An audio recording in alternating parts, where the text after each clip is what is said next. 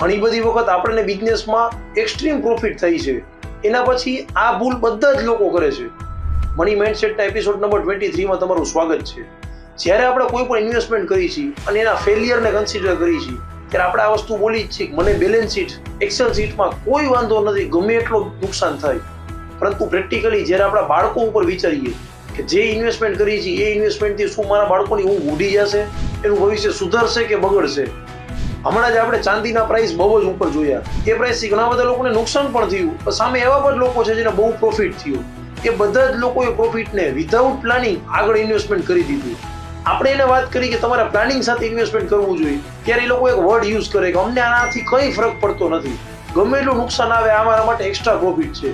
વાત બરોબર છે, બટ જ્યારે એમની પાસે એના કરતાં પણ સારી ઓપોર્ચ્યુનિટી આવે છે ત્યારે એ વ્યક્તિ પાસે ફંડ હોતું નથી ઓપોર્ચ્યુનિટીને ગ્રેબ કરવા માટે. જ્યારે સફળતાની વાત કરી છે ત્યારે ઓલવેઝ ડાયરેક્ટ થતા લોસની સાથે સાથે ઇનડાયરેક્ટ થતો લોસ પણ કન્સિડર કરવો પડે છે. જય